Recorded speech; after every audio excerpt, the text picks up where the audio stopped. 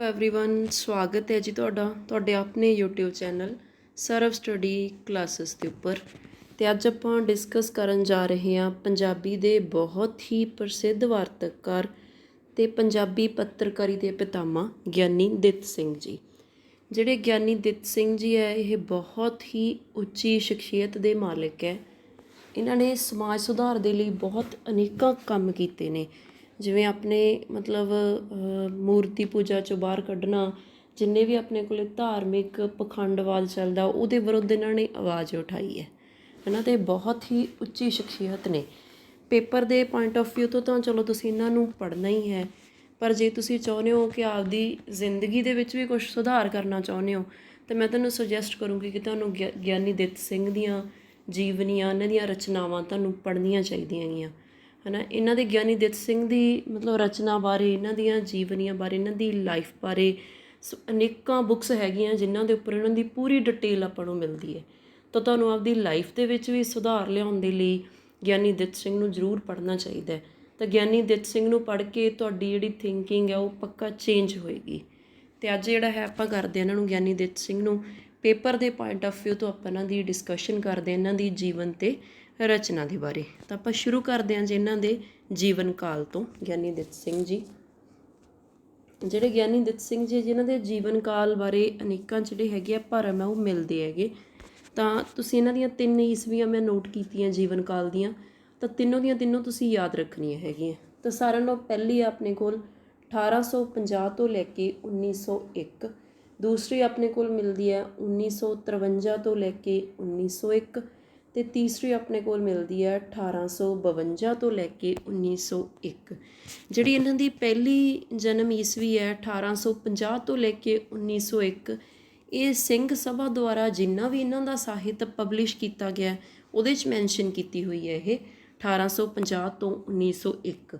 ਜਿਹੜੀ 1853 ਤੋਂ ਲੈ ਕੇ 1901 ਹੈ, ਇਹ ਜਿੰਨੀਆਂ ਵੀ ਆਪਣੀਆਂ ਪੰਜਾਬ ਸਕੂਲ ਐਜੂਕੇਸ਼ਨ ਬੋਰਡ ਦੀਆਂ ਬੁੱਕਸ ਹੈ ਇਹ ਉਹਨਾਂ ਦੇ ਵਿੱਚ ਮਿਲਦੀ ਹੈ ਇਹਨਾਂ ਦੀ ਜਨਮ ਤਰੀਕ। ਅਤੇ ਤੀਸਰੀ ਜਿਹੜੇ ਇਹ ਪੱਤਰਕਾਰੀ ਦੇ ਪਿਤਾਮਾ ਹੈ, ਜਿਹੜਾ ਇਹਨਾਂ ਨੇ ਪੱਤਰਕਾਰ ਜਾਰੀ ਕੀਤਾ ਸੀ ਖਾਲਸਾ ਸਮਾਚਾਰ, ਉਹਦੇ 'ਚ ਇਹਨਾਂ ਦੀ ਜੀਵਨ ਕਾਲ ਦੀ ਇਹ ਜਿਹੜੀ ਤਰੀਕ ਉਹ ਮਿਲਦੀ ਹੈ 1852 ਤੋਂ ਲੈ ਕੇ 1901। ਪਰ ਜੇ ਮੈਂ ਕਹਾਂ ਵੀ ਸਾਰਿਆਂ ਨਾਲੋਂ ਜ਼ਿਆਦਾ ਜਿਹੜੀ ਪ੍ਰਮਾਣਿਕ ਉਹ ਕਿਹੜੀ ਹੈ, ਤਾਂ ਆਹ ਵਾਲੀ ਹੈ 1853 ਤੋਂ ਲੈ ਕੇ 1901, ਪੰਜਾਬ ਸਕੂਲ ਐਜੂਕੇਸ਼ਨ ਬੋਰਡ ਦੀਆਂ ਬੁੱਕਸ ਦੇ ਵਿੱਚ ਮਿਲਦੀ ਹੈ। ਪੇਪਰ ਦੇ ਵਿੱਚ ਤੁਹਾਨੂੰ ਤਿੰਨਾਂ 'ਚੋਂ ਕੋਈ ਵੀ ਡੇਟ ਆਪਣੇ ਕੋਲ ਪੁੱਛੀ ਜਾ ਸਕਦੀ ਹੈ ਨਾ, ਤਾਂ ਉਸ ਅਕੋਰਡਿੰਗਲੀ ਤੁਸੀਂ ਆਨਸਰ ਹੈ ਜਿਹੜਾ ਉਹ ਕਰ ਦੇਣਾ ਹੈਗਾ। ਅੱਗੇ ਦੇਖਦੇ ਹਾਂ ਜੀ ਆਪਾਂ ਇਹਨਾਂ ਦਾ ਜਨਮ ਸਥਾਨ। ਜਿਹੜਾ ਇਹਨਾਂ ਦਾ ਜਨਮ ਸਥਾਨ ਹੈ ਉਹ ਪੈਂਦਾ ਜੀ ਪਿੰਡ ਨੰਦ ਕਲੌੜ, ਜ਼ਿਲ੍ਹਾ ਫਤਿਹਗੜ੍ਹ ਸਾਹਿਬ। ਇਹ ਇਹਨਾਂ ਦਾ ਨਾਨਕਾ ਪਿੰਡ ਸੀਗਾ। ਇਹਨਾਂ ਦੇ ਜਿਹੜੇ ਪਿਤਾ ਜੀ ਹੈ ਉਹ ਕਿਸੇ ਸਮੱਸਿਆ ਦੇ ਕਾਰਨ ਇਹਨਾਂ ਦੇ ਨਾਨਕੇ ਪਿੰਡ ਹੀ ਰਹਿੰਦੇ ਸੀ। ਤਾਂ ਪਿੰਡ ਨੰਦ ਕਲੌੜ ਇਹਨਾਂ ਦਾ ਨਾਨਕੇ ਪਿੰਡ ਹੈ, ਫਤਿਹਗੜ੍ਹ ਸਾਹਿਬ ਜ਼ਿਲ੍ਹੇ ਦੇ ਵਿੱਚ ਪੈਂਦਾ ਹੈ। ਕਿਤੇ ਨਾ ਕਿਤੇ ਪਟਿਆਲਾ ਰਿਆਸਤ ਦਾ ਪਿੰਡ ਵੀ ਮੰਨਿਆ ਜਾਂਦਾ ਹੈ। ਕੁਝ ਵਿਦਵਾਨਾਂ ਦਾ ਮੰਨਣਾ ਹੈ ਕਿ ਪਟਿਆਲਾ ਰਿਆਸਤ ਦਾ ਪਿੰਡ ਹੈ, ਪਰ ਅੱਜ ਦੇ ਡਾਟੇ ਦੇ ਹਿਸਾਬ ਨਾਲ ਤੁਸੀਂ ਇਹਨੂੰ ਇਹੀ ਯਾਦ ਰੱਖਣਾ ਹੈ ਕਿ ਪਿੰਡ ਇਹਨਾਂ ਦਾ ਆਨੰਦਪੁਰ ਕਲੌੜ ਹੈ ਅਤੇ ਜ਼ਿਲ੍ਹਾ ਜਿਹੜਾ ਹੈਗਾ ਉਹ ਫਤਿਹਗੜ੍ਹ ਸਾਹਿਬ ਹੈ। ਅੱਜ ਵੀ ਇਹਨਾਂ ਦੀ ਯਾਦ ਦੇ ਵਿੱਚ ਪਿੰਡ ਦੇ ਵਿੱਚ 2 ਗੁਰਦੁਆਰਾ ਸਾਹਿਬ ਅਤੇ 1 ਗੇਟ ਜਿਹੜਾ ਹੈ ਉਹ ਬਣਿਆ ਹੋਇਆ। ਇਹ ਇੰਨੀ ਜ਼ਿਆਦਾ ਮਹਾਨ ਸ਼ਖਸੀਅਤ ਹੈ ਤਾਂ ਉਸ ਪਿੰਡ ਦੇ ਜੰਪਲ ਹੈ, ਤਾਂ ਫਿਰ ਉਹਨਾਂ ਨੇ ਇਹਨਾਂ ਦੀ ਯਾਦ ਦੇ ਵਿੱਚ ਕੁਛ ਨਾ ਕੁਛ ਤਾਂ ਕੀਤਾ ਹੀ ਹੋਏਗਾ ਜਦੋਂ ਇੰਨੇ ਮਹਾਨ ਵਿਅਕਤੀ ਨੇ ਇਹ। ਤਾਂ ਇੱਥੇ 2 ਗੁਰਦੁਆਰਾ ਸਾਹਿਬ ਬਣੇ ਹੋਏ ਆ, 1 ਗੇਟ ਬਣਿਆ ਹੋਇਆ। ਪਿੰਡ ਦਾ ਤੁਸੀਂ ਜਨਮ ਸਥਾਨ ਇਹਨਾਂ ਦਾ ਯਾਦ ਰੱਖਣਾ, ਪਿੰਡ ਆਨੰਦਪੁਰ ਕਲੌੜ ਅਤੇ ਜ਼ਿਲ੍ਹਾ ਹੈਗਾ ਫਤਿਹਗੜ੍ਹ ਸਾਹਿਬ। ਅੱਗੇ ਦੇਖਦੇ ਹਾਂ ਜੀ ਆਪਾਂ ਇਹਨਾਂ ਦਾ ਬਚਪਨ ਦਾ ਨਾਮ। ਜਿਹੜਾ ਇਹਨਾਂ ਦਾ ਬਚਪਨ ਦਾ ਨਾਮ ਸੀਗਾ ਉਹ ਸੀਗਾ ਜੀ ਆਪਣੇ ਕੋਲ ਦਿੱਤਾ ਰਾਮ। ਇਹ ਪੁੱਛਿਆ ਜਾ ਸਕਦਾ ਕਿ ਉਹਨਾਂ ਦੇ ਬਚਪਨ ਦਾ ਨਾਮ ਕੀ ਸੀਗਾ, ਦਿੱਤਾ ਰਾਮ। ਤਾਂ ਇਹ ਗਿਆਨੀ ਦਿੱਤ ਸਿੰਘ ਕਿਵੇਂ ਬਣਦੇ ਆ ਉਹਦੀ ਵੀ ਆਪਾਂ ਡਿਸਕਸ਼ਨ ਕਰਾਂਗੇ। ਅੱਗੇ ਮੈਂ ਮੈਂਸ਼ਨ ਕੀਤਾ ਵੀ ਕਿਵੇਂ ਇਹ ਗਿਆਨੀ ਦਿੱਤ ਸਿੰਘ ਬਣਦੇ ਆ ਦਿੱਤਾ ਰਾਮ ਤੋਂ।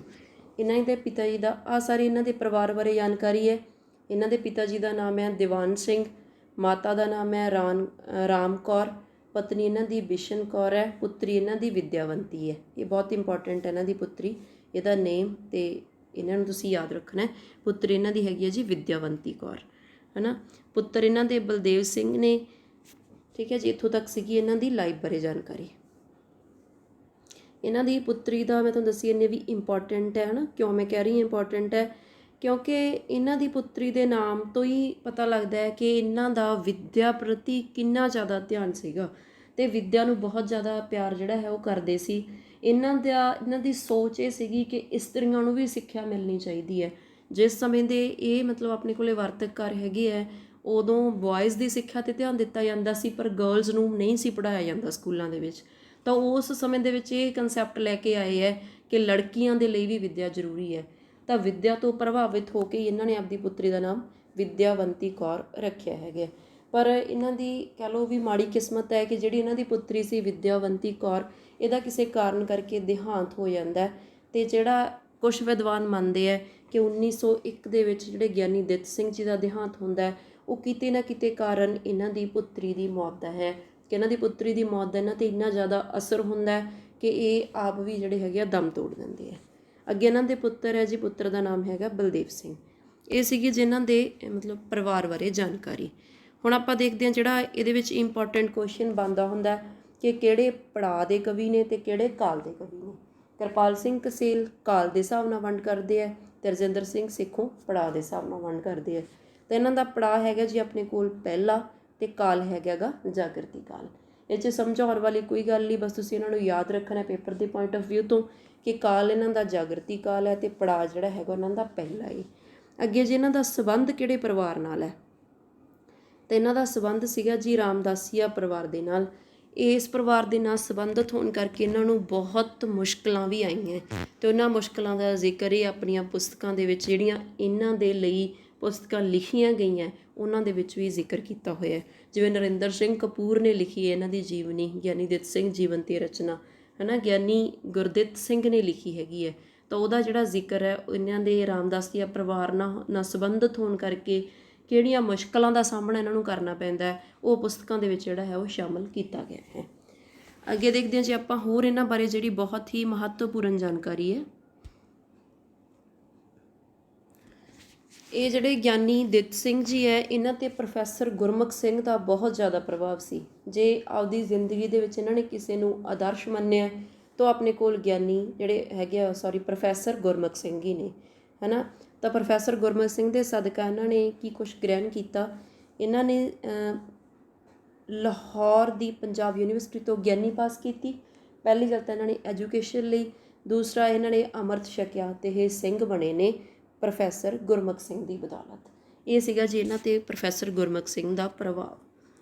ਅੱਗੇ ਦੇਖਦੇ ਹਾਂ ਜੀ ਇਹਨਾਂ ਦੇ ਜਿਹੜੇ ਪਿਤਾ ਜੀ ਸੀਗੇ, ਉਹਨਾਂ 'ਤੇ ਬਹੁਤ ਜ਼ਿਆਦਾ ਆਰਥਿਕ ਤੰਗੀ ਰਹੀ ਸੀਗੀ, ਹੈ ਨਾ। ਤਾਂ ਆਰਥਿਕ ਤੰਗੀ ਕਰਕੇ ਇਹਨਾਂ ਦੇ ਪਿਤਾ ਜੀ ਇਹਨਾਂ ਨੂੰ 10 ਸਾਲ ਦੀ ਉਮਰ ਦੇ ਵਿੱਚ ਪਿੰਡ ਤਿਉੜ ਅੰਬਾਲਾ ਵਿਖੇ ਮਹਾਤਮਾ ਗੁਰਬਖਸ਼ ਜੀ ਦੇ ਡੇਰੇ ਭੇਜ ਦਿੰਦੇ ਆ। ਠੀਕ ਹੈ ਜੀ, 10 ਸਾਲ ਇਹ ਲਾ ਕੇ ਆਉਂਦੇ ਆ ਕਿਹੜੇ ਪਿੰਡ ਦੇ ਵਿੱਚ, ਤਿਉੜ ਪਿੰਡ ਦੇ ਵਿੱਚ, ਅਤੇ ਮਹਾਤਮਾ ਗੁਰਬਖਸ਼ ਸਿੰਘ ਜੀ ਦੇ ਡੇਰੇ ਵਿੱਚ। ਤਾਂ ਉੱਥੇ ਇਹਨਾਂ ਨੇ ਮਹਾਤਮਾ ਗੁਰਬਖਸ਼ ਸਿੰਘ ਜੀ ਤੋਂ ਕੀ ਕੁਛ ਗ੍ਰਹਿਣ ਕੀਤਾ। ਮਹਾਤਮਾ ਗੁਰਬਖਸ਼ ਸਿੰਘ ਜੀ ਤੋਂ ਇਹਨਾਂ ਨੇ 5 ਗ੍ਰੰਥੀ, 10 ਗ੍ਰੰਥੀ, ਭਾਈ ਗੁਰਦਾਸ ਜੀ ਦੀਆਂ ਵਾਰਾਂ ਸਿੱਖੀਆਂ। ਤਾਂ ਇਹ ਬਚਪਨ ਤੋਂ ਹੀ ਮਤਲਬ ਇੰਨੇ ਜ਼ਿਆਦਾ ਪਰਫੈਕਟ ਪਰਸਨ ਸੀਗੇ ਕਿ ਉੱਥੇ 10 ਸਾਲ ਦੀ ਉਮਰ ਦੇ ਵਿੱਚ ਇਹਨਾਂ ਨੇ ਇੰਨਾ ਕੁਛ ਗ੍ਰਹਿਣ ਕਰ ਲਿਆ ਸੀ। 5 ਗ੍ਰੰਥੀ ਸਿੱਖ ਲਈ ਸੀ, 10 ਗ੍ਰੰਥੀ ਸਿੱਖ ਲਈ ਸੀ, ਅਤੇ ਭਾਈ ਗੁਰਦਾਸ ਜੀ ਦੀਆਂ ਜਿਹੜੀਆਂ ਵਾਰਾਂ ਉਹ ਵੀ ਸਿੱਖ ਲਈਆਂ ਸੀਗੀਆਂ। ਫਿਰ ਮਹਾਤਮਾ ਗੁਰਬਖਸ਼ ਜੀ ਜਿਹੜੇ ਸੀਗੇ ਉਹ ਗੁਲਾਬਦਾਸੀਏ ਸੀਗੇ, ਅਤੇ ਉਹਨਾਂ ਦੇ ਪ੍ਰਭਾਵ ਸਦਕਾ ਹੀ ਇਹ ਗੁਲਾਬਦਾਸੀਏ ਬਣੇ ਨੇ। ਇਹ ਕੁਐਸਚਨ ਵੀ ਇੰਪੋਰਟੈਂਟ ਹੈ, ਪੁੱਛਿਆ ਜਾ ਸਕਦਾ ਕਿ ਕਿਹਨਾਂ ਦੇ ਪ੍ਰਭਾਵ ਸਦਕਾ ਇਹ ਗੁਲਾਬਦਾਸੀਏ ਬਣੇ। ਤਾਂ ਮਹਾਤਮਾ ਗੁਰਬਖਸ਼ ਸਿੰਘ ਜੀ ਦੇ ਸਦਕਾ। ਇਸ ਤੋਂ ਬਾਅਦ ਇਹਨਾਂ ਦਾ ਇੰਟਰਸਟ ਹੋਇਆ ਗੁਰਬਾਣੀ ਵੱਲੀ, ਭਗਤ ਬਾਣੀ, ਕਿ ਜਿਹੜੀ ਭਗਤਾਂ ਨੇ ਬਾਣੀ ਕੀਤੀ ਹੈ, ਤਾਂ ਉਹਦਾ ਗਿਆਨ ਇਹਨਾਂ ਨੇ ਕਿਹਨਾਂ ਤੋਂ ਹਾਸਲ ਕੀਤਾ। ਤਾਂ ਉਹਨਾਂ ਦਾ ਗਿਆਨ ਇਹਨਾਂ ਨੇ ਹਾਸਲ ਕੀਤਾ ਜੀ ਸੰਤ ਦੇਸਾ ਸਿੰਘ ਗੁਲਾਬਦਾਸੀਏ ਤੋਂ। ਕਿੱਥੇ ਗਏ ਹੈ ਗਿਆਨ ਹਾਸਲ ਕਰਨ ਦੇ ਲਈ? ਲਾਹੌਰ। ਤਾਂ ਇਹ ਸੀਗੀ ਜਿਹਨਾਂ ਦੀ ਮੁੱਢਲੀ ਐਜੂਕੇਸ਼ਨ, ਕਿ ਕਿੱਥੋਂ ਕਿੱਥੋਂ ਇਹਨਾਂ ਨੇ ਗ੍ਰਹਿਣ ਕੀਤੀ ਹੈ। ਤਾਂ ਮਹਾਤਮਾ ਗੁਰਬਖਸ਼ ਸਿੰਘ ਜੀ ਤੋਂ ਇਹਨਾਂ ਨੇ ਲਈ ਹੈ ਸਿੱਖਿਆ 5 ਗ੍ਰੰਥੀ, 10 ਗ੍ਰੰਥੀ, ਅਤੇ ਭਾਈ ਗੁਰਦਾਸ ਦੀਆਂ ਵਾਰਾਂ ਦੀ। ਅਤੇ ਇਸ ਤੋਂ ਬਾਅਦ ਇਹਨਾਂ ਨੇ ਗੁਰਬਾਣੀ ਅਤੇ ਭਗਤ ਬਾਣੀ ਦਾ ਗਿਆਨ ਲਿਆ ਹੈਗਾ ਸੰਤ ਦੇਸਾ ਸਿੰਘ ਗੁਲਾਬਦਾਸੀਆ ਤੋਂ ਲਾਹੌਰ ਜਾ ਕੇ। ਠੀਕ ਹੈ ਜੀ। ਅੱਗੇ ਦੇਖਦੇ ਹਾਂ ਜੀ ਆਪਣੇ ਕੋਲੇ ਇਹਨਾਂ ਦੇ ਉੱਪਰ ਸਿੰਘ ਸਭਾ ਲਹਿਰ ਦਾ ਵੀ ਬਹੁਤ ਜ਼ਿਆਦਾ ਪ੍ਰਭਾਵ ਸੀਗਾ। ਅਤੇ ਸਿੰਘ ਸਭਾ ਲਹਿਰ ਦੇ ਪ੍ਰਭਾਵ ਅਧੀਨ ਇਹਨਾਂ ਨੇ ਕੀ ਕੁਛ ਕੀਤਾ ਹੈਗਾ। ਇੱਕ ਚੀਜ਼ ਤਾਂ ਇਹ ਹੈ ਕਿ ਇਹਨਾਂ ਨੇ ਸਿੰਘ ਸਭਾ ਲਹਿਰ ਪ੍ਰਭਾਵ ਦੇ ਅਧੀਨ ਜਿਹੜਾ ਸਿੱਖੀ ਦਾ ਪ੍ਰਚਾਰ ਕੀਤਾ ਹੈਗਾ। ਠੀਕ ਹੈ ਜੀ। ਤਾਂ ਸਿੱਖੀ ਦਾ ਪ੍ਰਚਾਰ ਕਰਨ ਦੇ ਲਈ ਇਹਨਾਂ ਨੇ ਕੀ ਕੁਛ ਲਿਖਿਆ। ਇਹਨਾਂ ਨੇ ਟ੍ਰੈਕਟ ਲਿਖੇ ਨੇ, ਛੋਟੀਆਂ ਪੁਸਤਕਾਂ ਦੀ ਰਚਨਾ ਕੀਤੀ ਹੈ। ਕਈ ਰਚਨਾਵਾਂ ਚੰਪੂ 'ਚ ਮਿਲਦੀਆਂ। ਚੰਪੂ ਕੀ ਚੀਜ਼ ਹੁੰਦੀ ਹੈ? ਕਵਿਤਾਮਈ ਵਾਰਤਕ, ਜਿਹਦੇ ਵਿੱਚ ਵਾਰਤਕ ਵੀ ਹੋਵੇ ਪਲੱਸ ਕਵਿਤਾਮਈ ਦੇ ਵਿੱਚ ਹੋਵੇ। ਠੀਕ ਹੈ ਜੀ। ਤਾਂ ਇੰਨਾ ਜ਼ਿਆਦਾ ਮਤਲਬ ਰਚਨਾ ਕਰਨ ਦੇ ਕਰਕੇ ਇਹਨਾਂ ਨੂੰ ਕੀ ਕਿਹਾ ਜਾਂਦਾ ਹੈ? ਇਹਨਾਂ ਨੂੰ ਕਿਹਾ ਜਾਂਦਾ ਜੀ ਸਿੰਘ ਸਭਾ ਲਹਿਰ ਦੇ ਮੋਢੀ ਲਖਾਰੀ। ਤਾਂ ਤੁਹਾਨੂੰ ਪੁੱਛਿਆ ਜਾ ਸਕਦਾ ਹੈ ਕਿ ਸਿੰਘ ਸਭਾ ਲਹਿਰ ਦੇ ਮੋਢੀ ਲਖਾਰੀ ਕੌਣ ਨੇ? ਤਾਂ ਆਪਣੇ ਕੋਲ ਹੈਗੇ ਜੀ ਗਿਆਨੀ ਦਿੱਤ ਸਿੰਘ ਜੀ। ਇਹ ਵੀ ਪੁੱਛਿਆ ਜਾ ਸਕਦਾ ਹੈ ਕਿ 3-4 ਲਹਿਰਾਂ ਦੇਖੀਏ ਕਿ ਕਿਹੜੀ ਲਹਿਰ ਦਾ ਜਿਹੜਾ ਹੈਗਾ ਪ੍ਰਭਾਵ ਗਿਆਨੀ ਦਿੱਤ ਸਿੰਘ 'ਤੇ ਸਭ ਤੋਂ ਜ਼ਿਆਦਾ ਸੀਗਾ? ਤਾਂ ਉਹ ਸੀਗਾ ਜੀ ਸਿੰਘ ਸਭਾ ਲਹਿਰ ਦਾ। ਠੀਕ ਹੈ ਜੀ, ਸਿੰਘ ਸਭਾ ਲਹਿਰ ਦਾ ਪ੍ਰਭਾਵ ਇਹਨਾਂ ਉੱਪਰ ਸਭ ਤੋਂ ਜ਼ਿਆਦਾ ਸੀਗਾ। ਅਗਲਾ ਇਹਨਾਂ ਵਾਸਤੇ ਹੈਗਾ ਜੀ ਮੋਸਟ ਇੰਪੋਰਟੈਂਟ ਪੁਆਇੰਟ, ਇਹਨਾਂ ਨੇ ਅਧਿਆਪਨ ਕਿੱਥੇ ਕੀਤਾ ਹੈਗਾ? ਤਾਂ ਇਹ ਆਪਣੇ ਕੋਲ ਰਹੇ ਹੈਗੇ ਆ ਜੀ ਓਰੀਐਂਟਲ ਕਾਲਜ ਲਾਹੌਰ ਦੇ ਵਿੱਚ ਪੰਜਾਬੀ ਦੇ ਪ੍ਰੋਫੈਸਰ ਰਹੇ ਨੇ। ਅਤੇ ਇਹ ਇਹਨਾਂ 'ਤੇ ਗੁਰਮੁਖ ਸਿੰਘ ਦਾ, ਪ੍ਰੋਫੈਸਰ ਗੁਰਮੁਖ ਸਿੰਘ ਦਾ ਬਹੁਤ ਜ਼ਿਆਦਾ ਪ੍ਰਭਾਵ ਸੀਗਾ। ਅਤੇ ਗਿਆਨੀ ਪਾਸ ਕਰਨ ਉਪਰੰਤ ਇਹ ਪੰਜਾਬੀ ਦੇ ਪ੍ਰੋਫੈਸਰ ਵੀ ਪ੍ਰੋਫੈਸਰ ਗੁਰਮੁਖ ਸਿੰਘ ਦੇ ਕਹਿਣ 'ਤੇ ਹੀ ਰਹਿੰਦੇ ਹੈਗੇ। ਠੀਕ ਹੈ ਜੀ, ਯਾਦ ਰੱਖਣਾ ਹੈ ਕਿੱਥੇ ਆਪਣੇ ਕੋਲ ਪੜ੍ਹਾਉਂਦੇ ਰਹੇ ਨੇ? ਓਰੀਐਂਟਲ ਕਾਲਜ ਲਾਹੌਰ ਦੇ ਵਿੱਚ। ਠੀਕ ਹੈ ਜੀ, ਅੱਗੇ ਇਹਨਾਂ ਦੇ ਲਾਈਫ ਦਾ ਸਭ ਤੋਂ ਇੰਪੋਰਟੈਂਟ ਕਾਰਜ ਆਉਂਦਾ ਆਪਣੇ ਕੋਲ। ਇਹਨਾਂ ਨੇ ਕੀ ਕੀਤਾ ਹੈਗਾ? 1600 ਆਪਣੇ ਕੋਲ ਹੈਗਾ ਜੀ ਇਹ 86 ਦੇ ਵਿੱਚ, ਇੱਥੇ 86 ਕਰ ਲਿਓ ਤਰੀਕ ਜਿਹੜੀ ਹੈਗੀ ਹੈ। ਪ੍ਰੋਫੈਸਰ ਗੁਰਮੁਖ ਸਿੰਘ ਨਾਲ ਮਿਲ ਕੇ ਇਹਨਾਂ ਨੇ ਪੰਜਾਬੀ ਦਾ ਪਹਿਲਾ ਖਾਲਸਾ ਅਖਬਾਰ ਲਾਹੌਰ ਹਫਤਾਵਾਰੀ ਅਖਬਾਰ ਜਿਹੜਾ ਹੈਗਾ ਕੱਢਿਆ। ਠੀਕ ਹੈ, ਇਸ ਦੇ ਵਿੱਚ ਹੁਣ 2-3 ਕੁਐਸਚਨ ਆਉਂਦੇ ਆ। ਪਹਿਲਾਂ ਤੁਹਾਨੂੰ ਇਹ ਪੁੱਛਿਆ ਜਾ ਸਕਦਾ ਹੈ ਕਿ ਪੰਜਾਬੀ ਦਾ ਪਹਿਲਾ ਅਖਬਾਰ ਕਿਹੜਾ ਸੀਗਾ? ਖਾਲਸਾ ਅਖਬਾਰ। ਕਿੰਨੀ ਈਸਵੀ ਦੇ ਵਿੱਚ ਕੱਢਿਆ ਗਿਆ? ਤਾਂ ਆਪਣੇ ਕੋਲ ਆਊਗਾ ਜੀ 1886 ਈਸਵੀ ਦੇ ਵਿੱਚ। ਅਗਲਾ ਜਿਹੜਾ ਹੈਗਾ ਕਿਵੇਂ ਦਾ ਅਖਬਾਰ ਸੀਗਾ? ਆਪਣੇ ਕੋਲ ਹਫਤਾਵਾਰੀ ਸੀਗਾ ਜੀ ਇਹ, ਹੈ ਨਾ। ਕਿਸ ਸਥਾਨ ਤੋਂ ਨਿਕਲਦਾ ਸੀ ਇਹ? ਲਾਹੌਰ ਦੇ ਉੱਪਰ, ਹੈ ਨਾ। ਉਸਦੇ ਸੰਪਾਦਕ ਰਹੇ ਆ ਇਹ। ਇਹਦੀ ਖਾਸੀਅਤ ਕੀ ਸੀ? ਜਿਹੜਾ ਖਾਲਸਾ ਅਖਬਾਰ ਸੀਗਾ ਇਹ ਪੰਜਾਬੀ ਦੀ ਪਹਿਲੀ ਪ੍ਰੈਸ ਸੀਗਾ। ਪੰਜਾਬੀ ਦੀ ਪਹਿਲੀ ਪ੍ਰੈਸ ਖਾਲਸਾ ਅਖਬਾਰ ਪਰ ਗਿਆਨੀ ਦਿੱਤ ਸਿੰਘ ਨੇ ਕੱਢਿਆ ਹੈਗਾ। ਕਿਹਨਾਂ ਨਾਲ ਰਲ ਕੇ ਕੱਢਿਆ ਇਹਨਾਂ ਨੇ ਅਖਬਾਰ ਕੱਢਿਆ ਹੈਗਾ ਆਪਣੇ ਕੋਲ ਪ੍ਰੋਫੈਸਰ ਗੁਰਮੁਖ ਸਿੰਘ ਦੇ ਨਾਲ ਰਲ ਕੇ। ਠੀਕ ਹੈ ਜੀ, ਤਾਂ ਇਹਨਾਂ ਨੂੰ ਪਹਿਲਾ ਅਖਬਾਰ ਦੇਣ ਕਰਕੇ ਇਹਨਾਂ ਨੂੰ ਕੀ ਕਿਹਾ ਜਾਂਦਾ? ਪੰਜਾਬੀ ਪੱਤਰਕਾਰੀ ਦੇ ਪਿਤਾਮਾ। ਠੀਕ ਹੈ, ਤੁਸੀਂ ਯਾਦ ਰੱਖਣਾ ਇਹ ਪੁਆਇੰਟ ਬਹੁਤ ਜ਼ਿਆਦਾ ਇੰਪੋਰਟੈਂਟ ਹੈ ਕਿ ਪੰਜਾਬੀ ਪੱਤਰਕਾਰੀ ਦੇ ਪਿਤਾਮਾ ਕੌਣ ਨੇ? ਉਹ ਹੈਗੇ ਜੀ ਆਪਣੇ ਕੋਲ ਗਿਆਨੀ ਦਿੱਤ ਸਿੰਘ ਜੀ। ਠੀਕ ਹੈ ਜੀ, ਅਤੇ ਇਹਨਾਂ ਨੂੰ ਪੱਤਰਕਾਰੀ ਦਾ ਸਿਰਮੌਰ ਲੇਖਕ ਕਿਹਾ ਜਾਂਦਾ ਹੈਗਾ। ਠੀਕ ਹੈ ਜੀ, ਨੈਕਸਟ ਹੈਗਾ ਆਪਣੇ ਕੋਲੇ ਵੀ ਗਿਆਨੀ ਦਿੱਤ ਸਿੰਘ ਪੱਤਰਿਕਾ ਹੁਣ ਕੀ ਕਰ ਰਹੀ ਹੈ ਉਹਨਾਂ ਵਾਸਤੇ? ਗਿਆਨੀ ਦਿੱਤ ਸਿੰਘ ਪੱਤਰਿਕਾ ਹਰ ਸਾਲ ਗਿਆਨੀ ਜੀ ਦੀ ਯਾਦ ਦੇ ਵਿੱਚ ਫਕਰ-ਏ-ਹਿੰਦ ਕੌਮ ਗਿਆਨੀ ਪੁਰਸਕਾਰ ਦਿੰਦੀ ਹੈ। ਠੀਕ ਹੈ ਜੀ, ਸਾਰਾ ਪੁਆਇੰਟ ਬਹੁਤ ਇੰਪੋਰਟੈਂਟ ਹੈ। 1886 ਦੇ ਵਿੱਚ ਇਹਨਾਂ ਨੇ ਪ੍ਰੋਫੈਸਰ ਗੁਰਮੁਖ ਸਿੰਘ ਨਾਲ ਮਿਲ ਕੇ ਪਹਿਲੀ ਪ੍ਰੈਸ ਕੱਢੀ ਆਪਣੀ ਪੰਜਾਬ ਦੀ ਖਾਲਸਾ ਅਖਬਾਰ। ਠੀਕ ਹੈ ਜੀ, ਹਫਤਾਵਾਰੀ ਸੀਗਾ ਇਹ। ਨੈਕਸਟ ਕੀ ਹੈਗਾ? ਪਹਿਲੀ ਪ੍ਰੈਸ ਸੀ ਇਹ। ਇਹਨਾਂ ਨੂੰ ਕੀ ਕਿਹਾ ਜਾਂਦਾ ਹੈ? ਪੰਜਾਬੀ ਪੱਤਰਕਾਰੀ ਦੇ ਪਿਤਾਮਾ। ਠੀਕ, ਅੱਗੇ ਦੇਖਦੇ ਹਾਂ ਜੀ ਆਪਾਂ ਇਹਨਾਂ ਦੇ ਜਿਹੜਾ ਇਹਨਾਂ ਨੇ ਇੱਕ ਹੋਰ ਮਹਾਨ ਕਾਰਜ ਕੀਤਾ ਹੈਗਾ ਉਹ ਕੀ ਹੈਗਾ?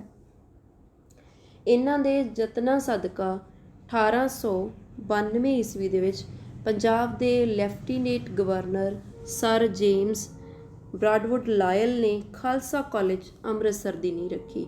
ਇਹ ਵੀ ਇਹਨਾਂ ਦੇ ਲਾਈਫ ਦਾ ਇੱਕ ਬਹੁਤ ਹੀ ਮਹਾਨ ਜਿਹੜਾ ਹੈਗਾ ਕਾਰਜ ਹੈ ਕਿ ਇਹਨਾਂ ਨੇ ਪੰਜਾਬ ਦੇ lieutenant sir James Broad loyal ਨੇ ਇਹਨਾਂ ਦੇ ਕਹਿਣ ਦੇ ਉੱਪਰ ਖਾਲਸਾ ਕਾਲਜ ਅੰਮ੍ਰਿਤਸਰ ਦੀ ਨੀਂਹ ਰੱਖੀ ਗਈ ਹੈ। ਇਹ ਪਹਿਲਾਂ ਹਾਈ ਸਕੂਲ ਦੇ ਤੌਰ 'ਤੇ ਇਹਨਾਂ ਦੀ ਨੀਂਹ ਰੱਖੀ ਗਈ ਸੀ, ਪਰੰਤੂ ਫਿਰ ਦੁਬਾਰਾ ਜਾ ਕੇ ਇਹ ਆਪਣੀ ਗਰੋਥ ਕਰਕੇ ਇਹ ਖਾਲਸਾ ਕਾਲਜ ਬਣ ਜਾਂਦਾ ਹੈਗਾ। ਠੀਕ ਹੈ ਜੀ, ਇਹ ਪੁਆਇੰਟ ਤੁਸੀਂ ਇਹਨਾਂ ਦੇ ਨਾਲ ਰਿਲੇਟਡ ਯਾਦ ਰੱਖਣਾ ਹੈ। ਹੋਰ ਇਹਨਾਂ ਨੇ ਸਿੱਖਿਆ ਦੇ ਨਾਲ ਰਿਲੇਟਡ ਕੀ ਕੰਮ ਕੀਤੇ ਹੈ?